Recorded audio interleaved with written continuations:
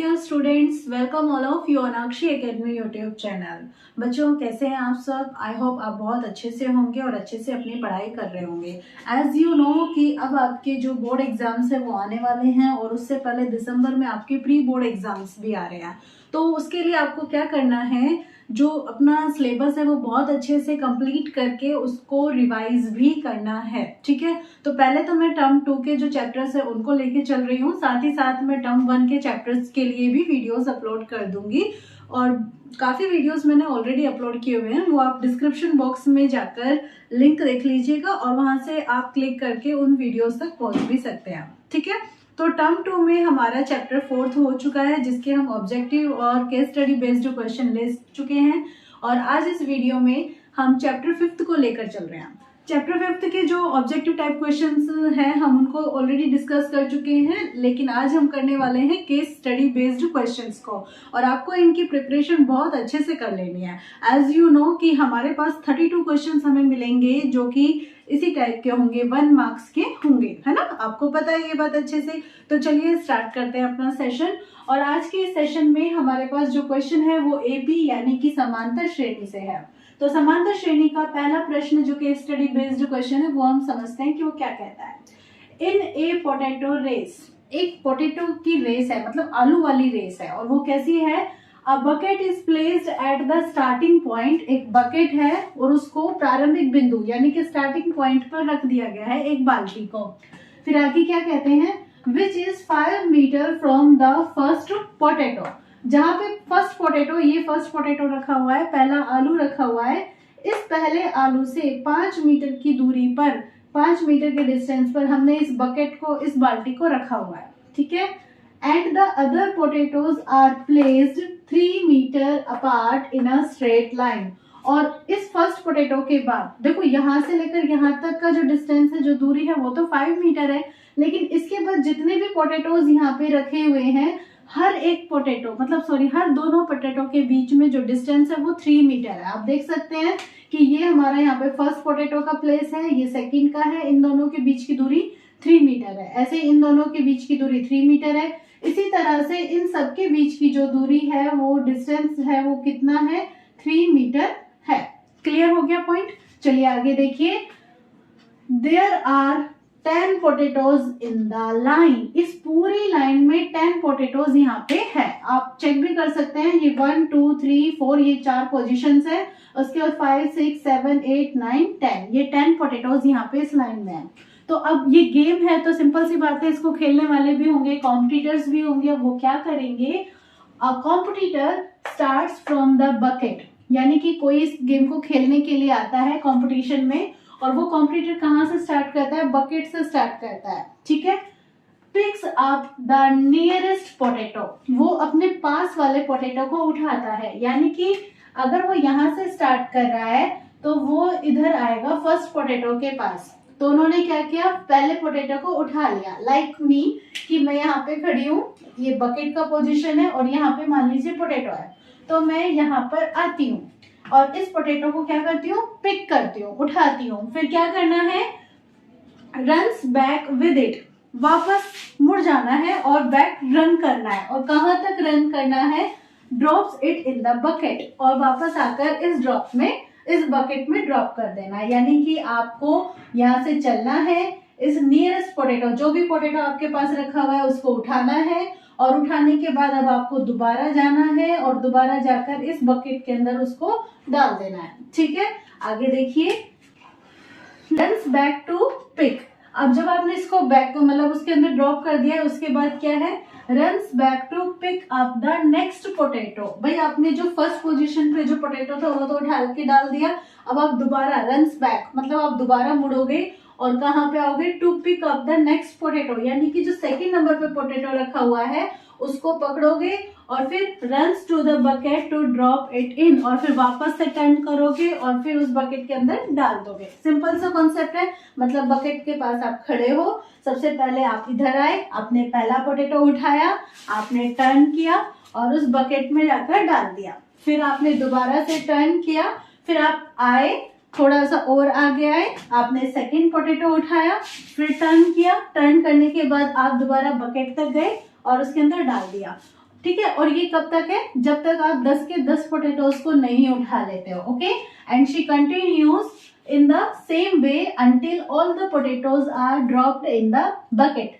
तो कब तक कर रहे हो, जब तक कि सारे पोटेटो उठाकर आप इस बकेट में नहीं डाल दो। बहुत अच्छा सा गेम है ना, आपस में जब भी आपको फ्री टाइम मिले जरूर खेल के देखना और फिर कैलकुलेट करना कि टाइम कितना लगा।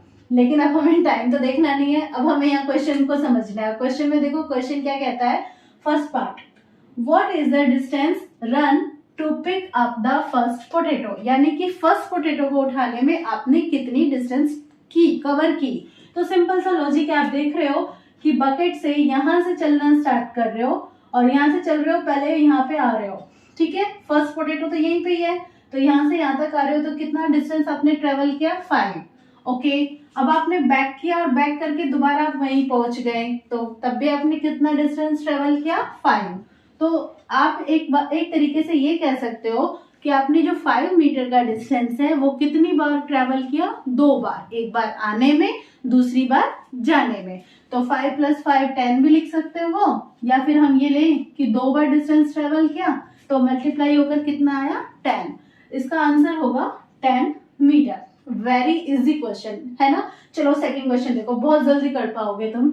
इसमें क्या है, what is the distance run to pick up the second potato. अब सेकंड पोटैटो को पिक करना है, तो भैया फर्स्ट पोटैटो यहाँ पर 5 मीटर की डिस्टेंस पर था, तो इतना 5 मीटर तो चलना ही चलना है, ओके।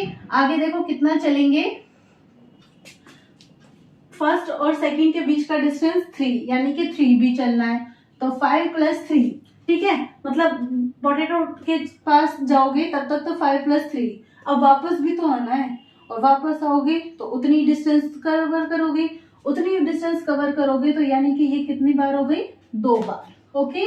तो 2 × 5 और 3 हो गया 8, और ये हो गया 16, that means 16 meter. C option is your correct answer. Clear है, समझ में आ रहा है ना। चलो थर्ड वाला करके देखो, थर्ड में क्या है, what is the distance run to pick up the third potato. अब थर्ड पोटैटो को पिक करना है, थर्ड पोटैटो कहाँ है, यहाँ पे दिस पोजीशन, तो 5, 3 और 3, तो हम ऐड करेंगे इसमें 5, 3 और 3, ये जाने का और आने का करेंगे। आने का करेंगे तो मतलब सिंपल सी बात है, इतनी डिस्टेंस हम कितनी बार ट्रेवल कर रहे हैं, 2 बार, तो 2 × 5 और 3 8, 8 और 3 11, यानी कि 22 मीटर।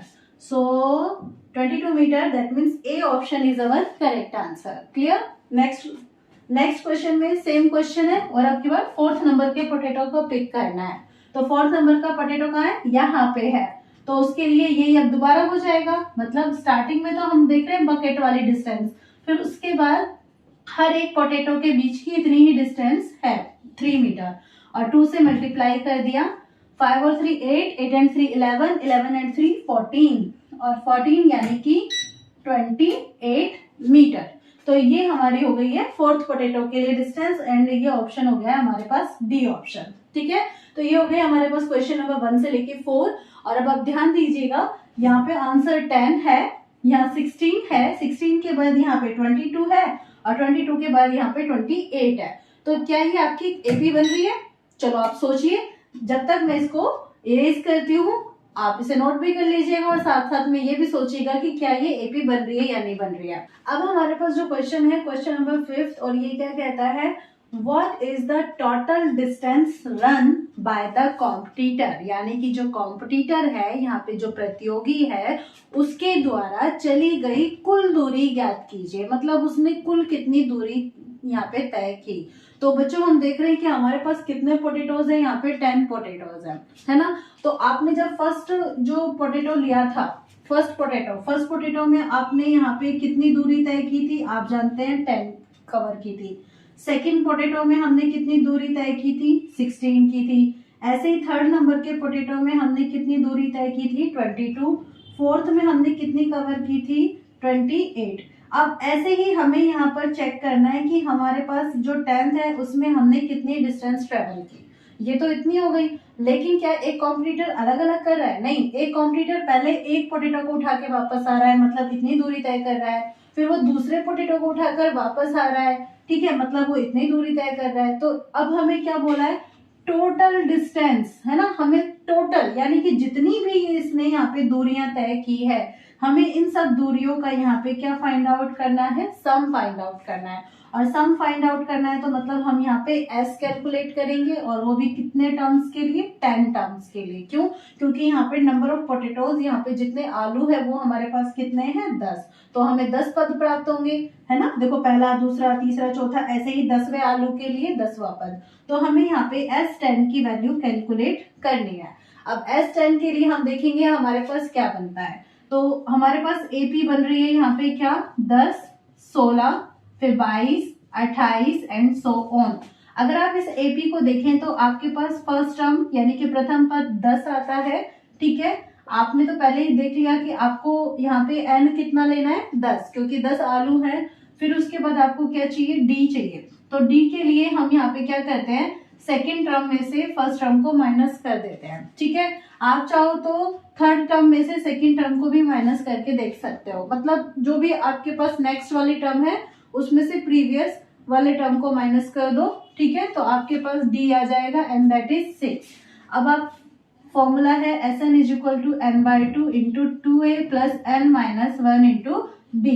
इसमें फॉर्मूले में वैल्यूज अप्लाई कर दो तो आपके पास मिलेगा S10 that is equal to 10/2 into 2, a के लिए 10 प्लस n यानी कि 10 माइनस 1 इंटू D हो गया हमारे पास 6। कैलकुलेट करेंगे तो 10/2 हो गया 5, 2 को 10 से मल्टीप्लाई किया 20, 10 माइनस 1 हो गया 9 इंटू 6। आगे सॉल्व कर दीजिए तो S10 हमारे पास है, ये हो गया 5 इंटू 20 प्लस 54, है ना, 9 6 54। तो 5 इंटू इन दोनों को प्लस किया 74, 5 4 20, कैरी 2, 5 7 35 और 2 हमारे पास कितना हो गया 37 यानी कि 370। और 370 हमारे पास ए ऑप्शन में है। तो ये हो गया हमारे पास question number 5 and it is very interesting question. जैसे कि आप देख सकते हैं मुझे खुद को तो बहुत अच्छा लगा ये क्वेश्चन। अब आप इसे नोट कर लीजिए, उसके बाद हम next case study based question discuss करते हैं। क्वेश्चन नंबर 1 हम डिस्कस कर चुके हैं, अब है सेकंड क्वेश्चन। और सेकंड क्वेश्चन में देखिए कॉन्सेप्ट क्या है। A manufacturer of TV sets produce 600 sets in the third year. A manufacturer of TV sets यानी कि टीवी सेट्स को बनाने वाला, ठीक है, जो बनाने वाली कंपनी है वो क्या करती है, वो 600 सेट जो है वो प्रोड्यूस करती है कब, थर्ड ईयर में, यानी कि तीसरे ईयर में। ओके, थर्ड ईयर में कितने सेट्स प्रोड्यूस कर रही है, 600। जैसे कि मैंने आपको पहले भी बताया था कि जो भी पॉइंट्स दिए होते हैं वो एक तरफ लिख लिया करो, इससे क्या है कि हमें क्वेश्चन को बार बार नहीं पढ़ना पड़ता है, ठीक है, और हमारे उन पॉइंट्स से ही हमारा काम चल जाता है। अब नेक्स्ट, और इससे हमारा टाइम भी बच जाता है। And 700 sets in the 7th year, यानी कि जो 7th ईयर है उसमें वो कितने सेट प्रोड्यूस कर रहे हैं, 700। नेक्स्ट, अब आप देखो, assuming that the production increases uniformly by a fixed number every year। तो ये जो लाइन है ना, आप कहोगे इस लाइन में कोई पॉइंट नहीं है बेटा, यही एक लाइन है जिससे हमें पता चल रहा है कि ये एक एपी है। क्यों? क्योंकि इन्होंने क्या बोला है, assuming that the production, मतलब ये कल्पना करो, ये मानकर चलो कि जो भी यहाँ पे प्रोडक्शन हो रहा है, यानी कि जो भी निर्माण हो रहा है टीवी सेट्स का, वो कैसे है, increases uniformly by a fixed number। increases uniformly, uniformly का मतलब है कि समान मात्रा में वो बढ़ रहे हैं, ठीक है, और वो भी कैसे, by a fixed number, एक फिक्स नंबर। जैसे कि मान लीजिए कि अगर मैं आज 5 टीवी सेट बना रही हूँ तो अगले साल मैं कितने सेट्स बनाऊंगी, 10, तो कितना गैप आया, 5। तो उससे अगले साल में कितने सेट्स बनाऊंगी, 15, फिर उससे अगले साल में कितने सेट बनाऊंगी, 20। यानी कि जो गैप आएगा दोनों के प्रोडक्शन का वो कितना आना चाहिए, वो बराबर आना चाहिए। तो अगर बराबर आएगा तो ये एपी है, और एपी है तो इसका मतलब ये हुआ कि ये तो हमारी थर्ड टर्म है और ये हमारी कौन सी टर्म है, 7th टर्म। तो ये पॉइंट्स हमें यहाँ पे गिवन है। अब हमें इन दोनों पॉइंट्स के बेसिस पे सारे क्वेश्चन सॉल्व करने हैं। तो हम देखते हैं क्वेश्चन नंबर 1। क्वेश्चन कहता है first, find the production in the first year. First year का प्रोडक्शन क्या है, फर्स्ट ईयर का प्रोडक्शन यानी कि ए की वैल्यू पूछी है। ओके, अब आपको तो पता है ना कि A3 की वैल्यू क्या है, 600। A3 की वैल्यू 600 है, तो आप लिख सकते हो क्या, A plus 2D, is equal to 600, है ना। n माइनस वन यानी कि थर्ड, 3 माइनस वन कितना हो गया 2। ओके, नेक्स्ट सेवंथ टर्म है 700 यानी कि a प्लस 6d, और ये कितना हो गया है 700। ये इक्वेशन 1, ये 2। इक्वेशन आप 1 में से 2 को सब्ट्रैक्ट कर दीजिए, यहीं पे सब्ट्रैक्ट कर दीजिए, ठीक है। सब्ट्रैक्ट करेंगे, ये माइनस ये माइनस ये माइनस, ए से ए हो गया कैंसिल, 2 और ये -6, 2 - 6 होगा -4, और यहाँ 600 में से 700 माइनस होंगे -100, माइनस माइनस कैंसिल, तो 4d की वैल्यू हमें मिलती है कितनी 100, और d की वैल्यू हमें मिलती है 100/4 यानी कि 25। तो d की वैल्यू मिल गई है। अब आप क्या करेंगे, इस d की वैल्यू को इक्वेशन 1 या 2 में से किसी एक में रख दीजिए ताकि a मिल जाए। तो हम यहाँ पे by putting value of d किसमें, इन इक्वेशन 1, यानी कि इक्वेशन 1 में d का मान रखने पर, तो a प्लस 2 इंटू डी की जगह 25 बराबर 600। आप सॉल्व करेंगे, a प्लस 2 को 25 से मल्टीप्लाई किया 50 मिला।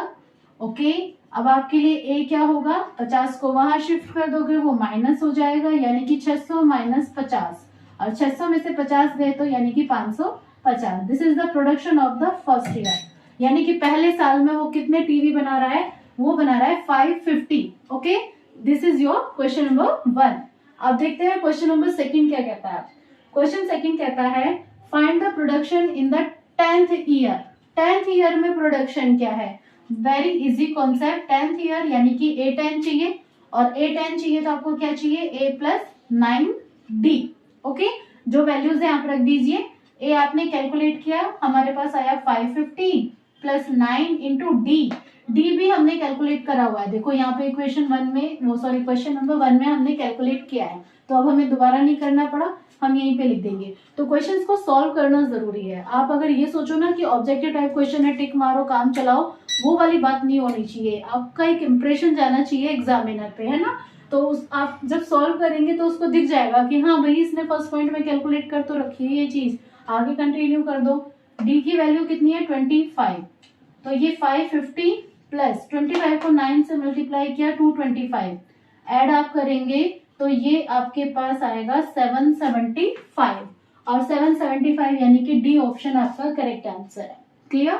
अब आप दोनों क्वेश्चंस को नोट कर लीजिए, उसके बाद हम कैलकुलेट करेंगे क्वेश्चन नंबर 3। क्वेश्चन नंबर 3 क्या कहता है, find the total production in first 7 years. First 7 years में जितना भी प्रोडक्शन हो रहा है, यानी कि फर्स्ट ईयर में A1 हो रहा है, सेकेंड ईयर में A2, थर्ड में A3, और ऐसे ही लास्ट वाला कौन सा है, अब ये बात कर रहा है 7th ईयर के लिए, तो A7। हमें क्या करना है, इन सब का हमें यहाँ पे टोटल कैलकुलेट करके बताना है कि वो कितना है, तभी तो वो क्या कहलाएगा, टोटल प्रोडक्शन। तो इसका मतलब ये हुआ कि हमें सारे टर्म्स को प्लस करना है ना। तो आपको यहाँ पे S7 कैलकुलेट करना है। आपका फॉर्मूला होता है n/2 into A plus an, अगर आपको an गिवन है तो, ठीक है। आप यहाँ पे रखेंगे 7th टर्म है तो 7/2, ए आपके पास फर्स्ट टर्म, जो पहला टर्म जो आपने a कैलकुलेट किया था अभी, और फर्स्ट टर्म के लिए हमने कैलकुलेट किया था, कितना आया था 550, तो हम यहाँ लिखेंगे 550 प्लस 7th टर्म, A7 चाहिए अब यहाँ पे आपको, है ना। अगर आप लिखेंगे तो आप इसको ऐसे लिखेंगे, और 7th टर्म आपकी क्या है, वो हमने पॉइंट्स पहले ही लिख दिए हैं, यानी कि 700। ओके, आप यहाँ पे इन दोनों को प्लस कर दीजिए तो ये मिलेगा 1250, 2 से कैंसिल करेंगे 625 टाइम ये कैंसिल हो जाएगा। अब इन दोनों को मल्टीप्लाई कर दीजिए, 7 को 5 से किया 35, कैरी हो गई 3, 7 2 14, 14 एंड 3 17, कैरी 1, 7 6 42 एंड 1 43, तो 4375, that means A option is your correct answer. Clear है, समझ में आ रहा है ना, अच्छा लग रहा है ना। ओके, चलो नेक्स्ट देखो question number 4। What is the difference between the productions of 2 consecutive years. Consecutive का मतलब क्रमागत, जहां पे क्रमागत वर्ड देखने को मिल जाए, या लगातार देखने को मिल जाए, या कंसेक्यूटिव देखने को मिल जाए, उसका मतलब होता है एक के बाद एक, यानी कि अगर मैं पहले टर्म की बात कर रही हूँ तो पहले टर्म के बाद कौन आएगा, सेकंड टर्म, सेकंड टर्म की बात करूंगी तो कौन आएगा, थर्ड टर्म। तो इसी तरह से हर बार नेक्स्ट टर्म आपको चाहिए। तो अब ये कह रहे हैं कि उनके बीच में डिफरेंस क्या है, यानी कि सेकंड टर्म में से फर्स्ट टर्म को घटाओ, या थर्ड टर्म में से सेकंड टर्म को घटाओ, या फोर्थ टर्म में से थर्ड टर्म को घटाओ। ये डी आपको कैलकुलेट करके बताना है। और आपने अभी क्वेश्चन नंबर 1 किया था, ध्यान है ना, जहाँ पे हमने ए की वैल्यू कैलकुलेट की थी और वहां पे हमारे पास डी कितना आया था, वहां पे डी आया था बेटा कितना, 25। सो 25 यानी कि option number B is your answer. ठीक है, कैलकुलेट तो हम कर ही चुके हैं, आप ये नोट कर लीजिए। इसके बाद हम लेकर चलते हैं क्वेश्चन नंबर 5। क्वेश्चन नंबर 5 में है, if they produced 600 sets in the year 2010। मतलब कि अब आपके पास यहाँ पे ईयर चल रहा है, कौन सा साल चल रहा है, 2010, और 2010 में आपने कितने सेट्स यहाँ पे बनाए, 600 सेट्स यहाँ पे बनाए। Then in what years there production will be 1000। तो 1000 सेट्स वो कौन से साल में बनाएंगे। अब आपने देखा था कि हर बार जो प्रोडक्शन हो रहा है, जो गैप आ रहा है वो 25 सेट्स का आ रहा है ना। डी की वैल्यू हमने देखी थी 25 आ रही है, यानी कि 2011 में आप देखोगे तो 625 सेट बनाएगा। ओके, 2012 में हम देखेंगे तो 25 और जुड़ जाएंगे तो 650। 2013 में हम देखेंगे तो 25 और जुड़ गए 675। तो अब ये कह रहा है कि ये 1000 सेट्स जब जिस साल में होंगे वो साल यहाँ पे कौन सा होगा। ओके, तो अब कौन सा होगा, तो अगर आप यहाँ पे इसमें अप टू डाउन देखो तो ये एक एपी बन रही है, आपकी बन रही है ना। और ये एपी कैसे बन रही है हमारी, अगर हम यहाँ पे नोट डाउन करें, 600, फिर 625, फिर 650, फिर 675, फिर 700 and so on up to 1000। ये 1000 तक बन रहा है। तो अब आपके पास फर्स्ट टर्म है, ए हो गया, ये A2 हो गया, ये A3 हो गया, और ऐसे ऐसे आप देखोगे तो ये आपका nth टर्म हो गया। ठीक है बच्चा, तो आपके पास A यहाँ पे 600 है, D आपके पास 25 है, और AN हमारे पास क्या है, 1000। आप जानते हैं कि फॉर्मूला होता है क्या, इन सबको अगर आप देखो तो ये सब के लिए फॉर्मूला होता है A + n - 1 × D। तो आपके पास यहाँ क्या नहीं है, n नहीं है, और n ही तो हमें जानना है कि कौन से नंबर का साल यहाँ पे है जिसमें प्रोडक्शन कितना हो रहा है, 1000 हो रहा है। तो जो वैल्यूज हैं वो रख दीजिए। ये an हो गया 1000, a हो गया 600 + n - 1 कैलकुलेट करना है, और d हो गया 25। 600 यहाँ पे आएगा, माइनस का हो जाएगा, तो 1000 - 600 इज इक्वल टू n - 1 × 25। 1000 में से 600 गया यानी कि 400, 25 यहाँ पे गुना में है, ये भाग में आ जाएगा, और ये बराबर है किसके, n - 1 के। आप अगर यहाँ पे सॉल्व करेंगे तो ये 25 से 25 1 जा 25, 15 बचेंगे 150, यानी कि 25 6 जा 116। तो बेटा n - 1 की वैल्यू 16 आ रही है, तो n की वैल्यू क्या आएगी, 1 + 16 यानी कि 17, यानी कि 17 साल लगे। और जब 17 साल लगे तो आपका ईयर कौन सा बन गया, 2010 तो था ही, 17 साल और जोड़ दो, यानी कि वो कौन से नंबर का साल होगा, 2027वां साल। So C option is your correct answer. ठीक है, तो ये आपके 2 क्वेश्चंस हो गए, आप नोट कर लीजिए। इसके बाद आपके लिए एक छोटा सा एडवांटेज है क्या, कि आज हम 2 केस स्टडी बेस्ड क्वेश्चन ना लेकर 3 स्टडी बेस्ड क्वेश्चन लेंगे। तो चलिए जल्दी से नोट कर लीजिए। अब हम लेकर चल रहे हैं क्वेश्चन नंबर 3। बच्चों, आपको अगर ये वीडियो आपको अच्छी लग रही हो, आपको लग रहा है कि ये फ्रूटफुल है, देन प्लीज़ फेवर मी। आपको क्या करना है, इस वीडियो को लाइक करना है, ठीक है, कमेंट्स करने हैं, और अपने फ्रेंड्स के साथ में शेयर करना है। और अगर आप मेरे चैनल पर न्यू हैं, आप बिल्कुल अभी भी आए, तो आप प्लीज़ मेरे चैनल को सब्सक्राइब करिएगा, और साथ साथ में बेल आइकन को भी प्रेस करिएगा। ठीक है, तो अब देखते हैं क्वेश्चन नंबर 3। क्वेश्चन नंबर 3 कहता है, Amit has a packet of candies. Wow, Amit के पास कैंडीज का एक पैकेट है, and it consist of 288 candies. Total candies कितनी है अमित के पास, 288 कैंडीज आपके पास टोटल है। He arranges the candies in a way that first row contains 3 candies। अब वो अपनी कैंडीज को ना, जो उसके पास 288 कैंडीज है, उनको ना थोड़े अच्छे से रखना चाहता है। और वो कैसे रखेगा, तो मतलब वो कुछ रोज बना देता है। ठीक है, फर्स्ट रो में वो कैंडी रख रहा है 3, and second row has 5 candies, third row has 7 and so on. तो इस टाइप से वो अपनी टोटल कैंडीज को वो रखेगा, ठीक है।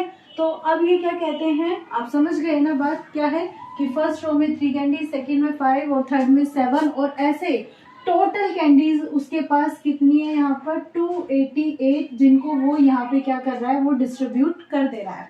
तो कॉन्सेप्ट है how many rows are there, मतलब कि जो ये ऐसे से रखता जा रहा है, तो यहाँ पे कोई भी जो an आएगा, है ना, कोई भी टर्म आएगी लास्ट में कितनी कैंडीज रखी है, तो उस an के लिए हमें यहाँ पर ये फाइंड आउट करना है कि n क्या है। अब आप कहोगे कि मैम an तो हमें बताया हुआ नहीं है कि an कितना है, तो हम कैसे कैलकुलेट करें। चलो कोई बात नहीं, an नहीं बताया हुआ, लेकिन हमें टोटल तो बताया हुआ है ना कि टोटल कैंडीज कितनी है। टोटल कैंडीज है 288, यानी कि इन सबको अगर हम प्लस कर दे, यानी कि 3 और 5 को प्लस किया 8 आया, 8 और 7 को प्लस किया 15, ऐसे ही अगर हम बाकी सबको भी प्लस कर दें तो वो हमारे पास टोटल कितना आएगा 288। तो दैट मीन्स हमें एस एन की वैल्यू गिवन है और वो कितनी है 288। अब एस एन की वैल्यू है तो आपके लिए ये फॉर्मूला होता है n/2 into 2a plus n-1 into b, और ये इक्वल होगा किसके 288 के। अब आपके पास जो वैल्यूज हैं वो रख दो और जो नहीं है वो सॉल्व कर लो। कैसे, n नहीं है मेरे पास तो मैंने n को एज इट इज रख दिया है, फिलहाल कुछ नहीं कर रही हूँ, इंटू 2a तो है मेरे पास फर्स्ट टर्म, और फर्स्ट टर्म हम यहाँ साइड में नोट डाउन कर लेते हैं। इससे हमें AP से क्या मिला 3, तो हमने यहाँ लिख दिया 3 प्लस n-1 इंटू d हमारे पास क्या आया, हमने सेकेंड टर्म में से फर्स्ट टर्म को माइनस करके देख लिया 2 आया, and that is equal to 288। अब आपको इसे सॉल्व करना है, ये बाय में है, डिवाइड में है, यहाँ जाएगा मल्टीप्लाई हो जाएगा n इंटू 2 को 3 से मल्टीप्लाई किया 6 प्लस 2 को इससे n से किया तो 2n माइनस और 1 से किया तो 2 इज इक्वल टू 288, और ये इंटू 2, ये वाला 2 यहाँ पे आके डिवीजन में आ गया है। आगे जो सॉल्व कर सकते हैं कर लेते हैं, जितना कर सकते हैं उतना तो करके ही देखते हैं, है ना। 6 में से 2 गए 4 प्लस 2n बराबर 2 को इससे गुना करो, 2 8 16, 2 8 16 और 1 17, 2 2 4 और 1 5। अब आप सॉल्व करेंगे, n को मल्टीप्लाई कर दीजिए, 4n plus 2n square is equal to 576। मैं इसको थोड़ा सा अच्छे से लिख देती हूँ, यानी कि 2n स्क्वायर प्लस 4n और 576 को यहाँ ले आते हैं, तो ये हो गया माइनस 576 इज इक्वल टू 0। आप देख रहे हो 2 कॉमन है, सब में है ना, तो 2 से डिवाइड कर दो। चलो जब सब में है तो हटाएंगे तो कैसे, डिवाइड करके। तो इसमें डिवाइड किया n स्क्वायर प्लस 4 में 2 से डिवाइड किया 2 माइनस इसमें डिवाइड किया 288 इज इक्वल टू 0। अब आपको इसे सॉल्व करना है। आप देख रहे हो कि एक क्वाड्रेटिक इक्वेशन है, द्विघात समीकरण, और द्विघात समीकरण के लिए हमारे पास क्वाड्रेटिक फॉर्मूला होता है, ये वाला पढ़ा था ना आपने, मैंने जो लास्ट आपको वीडियो अपलोड की उसमें भी इसके बारे में बताया था। तो बस इसी को अप्लाई कर दीजिए। यहाँ x की जगह हमारे पास n है is equal to minus b के लिए हमारे पास क्या है 2 प्लस माइनस b स्क्वायर, यानी कि 2 का स्क्वायर माइनस 4, a के लिए 1 क्योंकि कोई नहीं है यहाँ n के साथ में, और c कितना है माइनस 288 अपॉन 2a के लिए 1।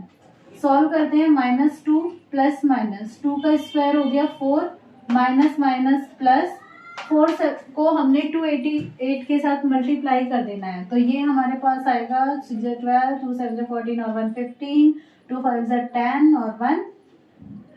10 और 1 11। ये आपके पास इतना आएगा जब आप इसको इससे मल्टीप्लाई करेंगे, और अपॉन में 2, तो माइनस 2 प्लस माइनस आपको मिला 1156 अपॉन में 2। अब 1156 है, हमें इसका स्क्वायर रूट लेना है। यहाँ पे हम करके देख लेते हैं, 1156 का स्क्वायर रूट 1156, ये 3 से 3 3 9, यहाँ पे 3 प्लस ऑन किया 6, ये आया 2, यहाँ से उतारा 56। अब यहाँ पे हमें चाहिएगा 4 ले लेते हैं, तो 4 को 4 से मल्टीप्लाई करेंगे 64 से, तो 4 4 जा 16, 4 6 जा 24 और 5 1 25 6 0, तो कितना आया 34। इसका मतलब ये हुआ कि ये हमारे पास मिला -2 प्लस माइनस 34 अपॉन 2। तो हम एक बार प्लस करेंगे, और जब आप बच्चे प्लस करेंगे तो 34 माइनस 2 हो गया 32 अपॉन 2 यानी कि 16, और नेक्स्ट टाइम आप माइनस करके देख लो तो अपॉन 2 यानी कि -34/2, और माइनस की वैल्यू तो हम लेंगे ही नहीं, तो ये हो जाएगी हमारे पास अमान्य। तो यहाँ से हमारे पास इसका मान कितना आया, 16 आया। तो 16 देखो ये रहा आपका सी ऑप्शन। ठीक है, आप इसे नोट कर लीजिए। इसके बाद हम लेते हैं नेक्स्ट क्वेश्चन, क्वेश्चन नंबर 2। अब लेकर चलते हैं हम क्वेश्चन नंबर 2, और आप देखते हैं कि हमारी जो एपी बन रही थी वो ये बन रही थी, है ना। और हमारे पास एन कहाँ तक आया था, 16 आया था, यानी कि अप टू 60 टर्म्स, 16 पदों तक हमारी ये समांतर श्रेणी बन रही है। अब इसका सेकंड क्वेश्चन देखते हैं। How many candies are there in the last row. Last row में, यानी कि लास्ट रो हमारे पास कौन से नंबर की है, 16। तो 16वें नंबर की रो में कितनी कैंडीज रखी है, दैट मीन्स A16 हमें यहाँ पे कैलकुलेट करना है। ओके, और A16 कैलकुलेट करेंगे तो सिंपल सा लॉजिक है, this is equal to A + 15D। और हमने अभी भी थोड़ी देर पहले देखा था क्या, A की वैल्यू यहाँ से हमारे पास क्या थी, 3 थी, और D की वैल्यू 5 - 3 यानी कि 2 थी। आप वैल्यूज रख दो, 3 + 15 और D यानी कि 2, तो 3 + 15 दूनी 30, और ये मिला 33। 33 मतलब ए ऑप्शन हमारा करेक्ट आंसर है। ठीक है, सेकंड क्वेश्चन छोटा है, फर्स्ट क्वेश्चन थोड़ा बड़ा था, लेकिन आप जानते ही हैं कि अभी देखो दिल्ली के जो स्कूल्स में जो मिड टर्म का एग्जाम आया था, जो उसमें क्वेश्चंस थे ऑब्जेक्टिव टाइप क्वेश्चंस, वो लेंदी थे, है ना। तो ऐसा मत सोचिए कि बड़ा क्वेश्चन है तो नहीं आ सकता, बेटा बिल्कुल आ सकता है, कोई भरोसा मत करना, सीबीएसई का कुछ भी आ सकता है। लेकिन आपको क्या करना है, आपको बस अपने कॉन्सेप्ट क्लियर रखने हैं कि आपको करना क्या है। नेक्स्ट देखो question number 3, find the difference. और डिफरेंस किस किस के बीच में, in the candies placed in the 10th and 15th रो, यानी कि 10वें नंबर की जो रो है उसमें कितनी कैंडीज रखी है, और मतलब 15 नंबर की जो रो है उसमें कितनी कैंडीज रखी है, और उन दोनों का डिफरेंस क्या है। तो 10वें नंबर की जो रो है, अगर आप सोचें कि कैंडीज इन 10th रो, ओके, 10वें नंबर की रो में जो कैंडीज है वो कितनी है, A10, और ऐसे ही 15th नंबर की जो रो है उसमें कितनी कैंडीज है, A15। दोनों का आपको क्या चाहिए, डिफरेंस। तो आप क्या करेंगे, A15 में से A10 को घटा लेंगे। ठीक है, A15 कितना, A + 14D, very nice. A10 कितना, A + 9D। माइनस कर रहे हैं तो अंदर के साइंस चेंज हो जाएंगे, A से A कैंसिल हो जाएगा, 14 में से 9 गए तो 5D आएगा, और D हम कैलकुलेट कर चुके हैं, दैट इज इक्वल टू 2, तो 5 × 2 यानी कि 10। 10 मतलब सी ऑप्शन हमारा हो गया करेक्ट आंसर। ओके, तो ये 3 क्वेश्चंस हो चुके हैं हमारे। आप एक बार 1 2 3 इनको नोट कर लीजिए, उसके बाद हम लेते हैं नेक्स्ट क्वेश्चन। चलिए अब देखते हैं क्वेश्चन नंबर 4। क्वेश्चन नंबर 4 में है, if Amit want to make 12 rows, यानी कि अब उसको 16 रोज नहीं बनाने, और इन 16 रोज की जगह अब उसको कितनी रोज लेकर चलनी है, 12 रोज लेके चलनी है। Then how many total candies, तो ये कह रहा है कि अब टोटल कैंडीज कितनी होगी। एन हमारे पास 12 आ गया, तो ये पूछ रहे हैं कि S12 कितना होगा, है ना। पहले तो हमें S16 फर्स्ट क्वेश्चन में, यानी कि टोटल 16 जितनी भी रोज थी उन सबका टोटल दिया हुआ था 288। लेकिन अब ये कह रहे हैं कि अब ये 16 कैंडी मतलब 16 रोज नहीं रखेंगे, अब ये कितनी रोज रखना चाह रहे हैं, 12। और उन 12 रो के अंदर अब आप कैंडीज कैसे रखोगे, will be placed by him with same arrangement, मतलब जैसे यहाँ रखी हुई है बिल्कुल वैसे ही कैंडीज रखोगे, 3 5 7 एंड सो ऑन। लेकिन कहाँ तक रखोगे, 12 टर्म्स तक आप यहाँ पे रखोगे। तो ये कह रहे हैं कि अब वो टोटल कैंडीज कितनी है, टोटल यानी कि S12 आपको कैलकुलेट करना है। ओके, तो S12 के लिए हम रखेंगे 12/2, n/2 हो गया, 2 × A हो गया 3 प्लस n हो गया 12 - 1 इंटू D हमारे पास है 2, ये हम पहले लिख चुके हैं, है ना। फायदा मिल रहा है ना एक बार में लिखने का। अब चलो आगे देखो, 12/2 हो गया 6, 2 को 3 से किया 6, 11 × 2, ये हो गया 6 + 11 × 2 22, और ये 6 × 28, और अब आप मल्टीप्लाई कर लीजिए, 6 8 जा 48, कैरी हो गई 4, 6 2 जा 4, 6 2 जा 12 एंड 4 168, यानी कि 16 के साथ ये बना अब हमारा ए ऑप्शन। ठीक है, तो 168 टोटल कैंडीज होगी, तब वो 12 टर्म्स में आके खत्म हो जाएगी। तो हम देखते हैं next question, question number 5। Is there any row which contains 28 candies, कि क्या यहाँ पर कोई ऐसी रो पॉसिबल है जिसमें 28 कैंडीज है। अब अगर आप देखो तो बेटा आपकी एपी तो ऐसे बन रही है 3, 5, 7, 9, 11, 13, 15 एंड सो ऑन। क्या यहाँ पे कोई भी इवन नंबर आ रहा है, कोई भी सम संख्या आ रही है? नहीं आ रही ना। आप देख रहे हो कि जितनी भी आपके पास संख्याएं आ रही है ये सब की सब कैसी संख्याएं हैं, ऑड है ना, ऑड नंबर है। तो एक तो लॉजिक हम ऐसे ही लगा देंगे, मतलब एमसीक्यू वाला क्वेश्चन है तो हमने फटाफट से बोल दिया कि जी ये तो पॉसिबल नहीं है ना, तो हम बोलेंगे नॉट पॉसिबल। लेकिन अगर अब आप कहो कि मैम हम तो अंदाजा नहीं लगा पा रहे हैं, हमें तो सॉल्व करके देखना है, तो हम कैसे देखेंगे? तो आप क्या कह रहे हो कि कोई रो में 28 कैंडीज होनी चाहिए। इसका मतलब ये हुआ कि ये वाली वैल्यू किसके इक्वल होनी चाहिए, an के इक्वल होनी चाहिए। तो हम यहाँ पे an का फॉर्मूला रख देंगे and that is an is equal to a plus n minus 1 into D. तो an हम कितना कह रहे हैं 28, a हमारे पास 3 है ही, n हम चेक करेंगे और d हो गया 2। ये 28, ये 3 यहाँ पे आएगा तो माइनस का हो जाएगा, माइनस का होने पर ये 25 हो गया है। और अगर आप यहाँ से n माइनस 1 कैलकुलेट करोगे तो ये 2 डिवीजन में आ जाएगा 25/2। ओके चलो आगे देखो, 1 को वहां शिफ्ट कर दो तो n is equal to 25/2 plus 1, solve करने पर 27/2, यानी कि n की वैल्यू कितनी आ रही है 27/2 यानी कि 13.5। लेकिन n तो पदों की संख्या है ना, और पदों की संख्या कभी भी हाफ में नहीं होती, उसके लिए एक होल नंबर होना जरूरी है, मतलब एक पूरा नंबर हमें यहाँ पे चाहिए। ऐसा नहीं हो सकता कि भाई 13वां पद है, मतलब 13वें नंबर का टर्म है और 13वें के बाद कौन से नंबर का टर्म आएगा 14th, यानी कि 14वें नंबर का टर्म आएगा। हम ये थोड़ी ना कहेंगे कि 13 और 14 के बीच में लो जी 13.5 टर्म्स हो गया, नहीं हो सकता ना, इट इज नॉट पॉसिबल। तो हम यहाँ पे क्या बोलेंगे, it is not possible. So D option हमारा आंसर हो गया, ठीक है। और इसी के साथ ही हमारी ये जो वीडियो है वो कंप्लीट होती है। प्लीज लाइक जरूर करिएगा और नेक्स्ट वीडियो मिलेगी। अब आपको तब तक के लिए bye bye, tata, thank you so much for watching this channel.